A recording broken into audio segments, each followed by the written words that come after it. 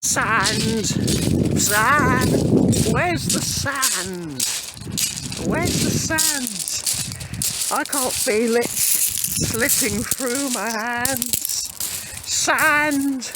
Sand! I can't build a castle out of sand. Where is the sand? Here. Where is it? Where?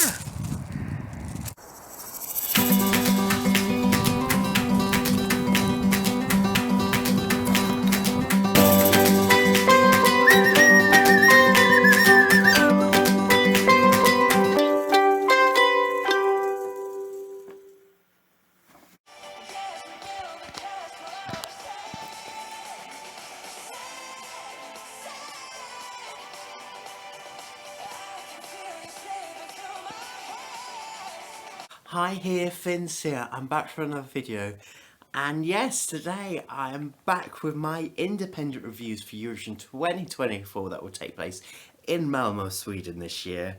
And yes, I'm back doing my independent reviews, my reviews of all 37 entries for this year's Eurovision Song Contest that will take place in Malmo, Sweden. And for the very first time, I am shooting this all on my phone. See, it's better quality on my phone.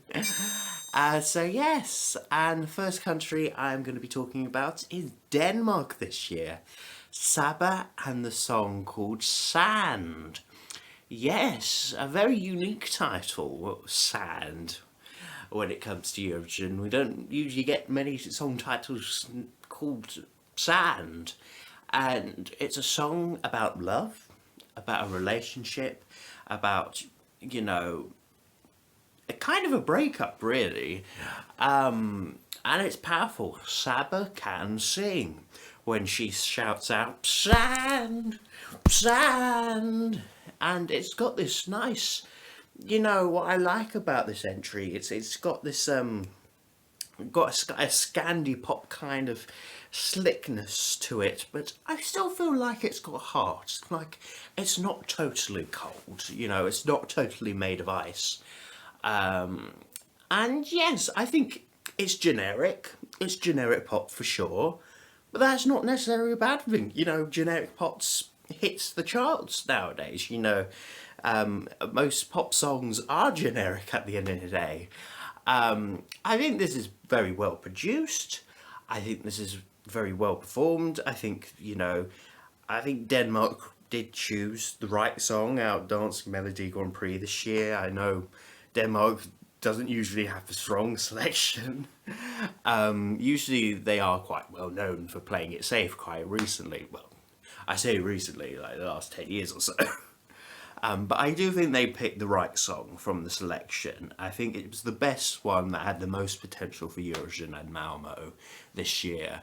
And I like Saba. I like her because I think, when she gets interviewed, she's quite shy. She's quite a shy person, but she's got a big voice in her. So, yeah, I think she comes from a musical background. She's a star of stage and screen in Denmark.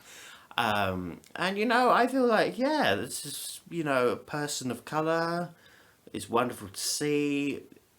She's representing the queer community as well, which is nice to see. And, yeah, I feel like it's easy to root for Saba. I feel like she's very, she seems very sweet, and I feel like I really want to root for Saba. I think she's very likable. I know she had some few problems with her in here during the national selection. I think she's trying to get used to working the in-ears and that, but I think hopefully she'll sort it out before she gets to Malmo with all these pre-parties and all these events that she's doing. And yeah, I mean, I like the song Sand. I mean, yes, it's generic. Yes, the song is quite weird. Her just shouting sand constantly.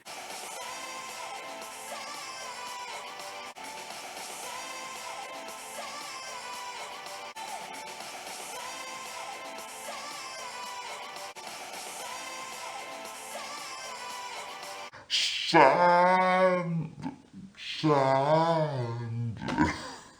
Yeah, sand lady, we don't need you. It is, Is it reinventing the wheel? No, but that's fine. That's fine. I think maybe, is it the most outstanding song in this field this year? No. I think, is it taking any risks? No, but then Denmark doesn't usually take risks.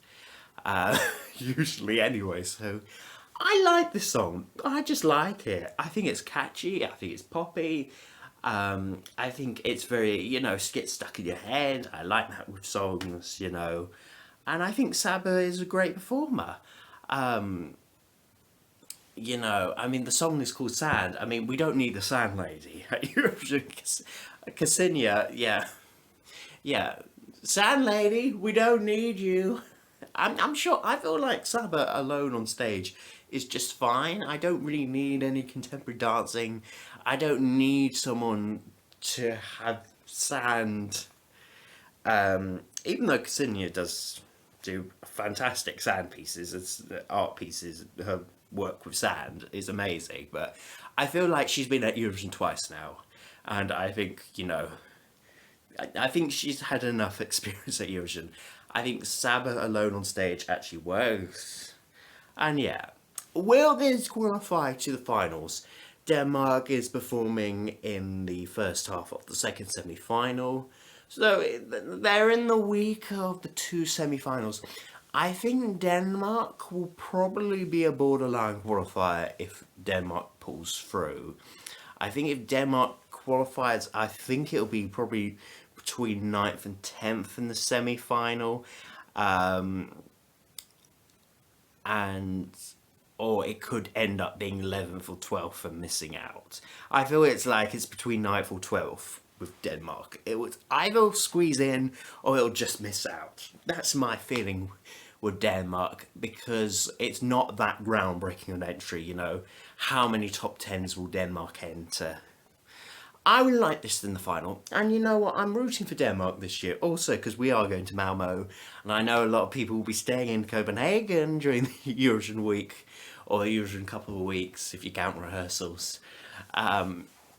So yeah, I mean, I kind of, and the good thing is, at least what's good with Denmark is that they're going to the crowd is going to really get behind Saba. If a lot of Danes are going to book tickets for the second semi-finals, so you've got a lot of people are going to cross that bridge to Malmo on Thursday night, so she's going to get a lot of support in the crowd, so that's good. I feel like the crowd's going to get behind her, and a lot of people will be clapping her song, so I think that's a nice thing to take away from it. I feel like at least with Denmark they will get a few cheers, quite a lot of cheers, because if there is going to be a lot of Danes in the audience, I mean, I don't think it's going to be like an Emily de Forest where, golden shower, winning moment. I don't think we're going that far. I mean, remember the time people were saying Denmark were going to win this year? It's not going to win, but it could sneak in as a qualifier. My score out of 10, I'm going to give this a 7. Because I do like the song. I generally do like the song. Yes, it's generic. Yes, it's nothing new or outstanding, but it's a slick, good performance, and Saba really gives her all in it, and I really want to root for her. And yes, it's one of the songs I do occasionally really do actually listen to, because it is quite a catchy song to listen to, and it's got quite a good beat to it. I mean, if this was Sweden, this would be top 10, top 5, but as it's Denmark, it just struggles to qualify.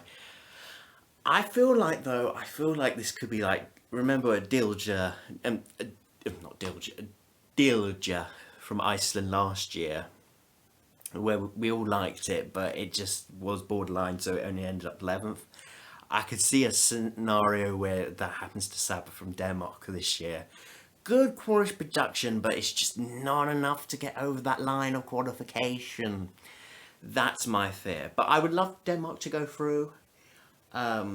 It's not a dead-on arrival. I think it's borderline at this point. Maybe the running order, coming after Kaylin from Austria and just before the hype Armenia, doesn't help per se. unless Austria do bad staging and Armenia do too much on stage, then maybe this will stand out. You never know. But we'll wait and see. We'll wait and see, and I just hope the best for Denmark. So it is one of my favourites this year. In any case, what do you think of the Danish entry for Eurovision 2024? Comment down below in the comment section below. Like and subscribe to this video, and I'll be back for more content very soon. So then, goodbye, people. Goodbye.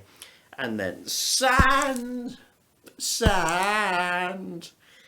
I can slip it through my hand. Sand, sand. Guess we build a castle out of sand.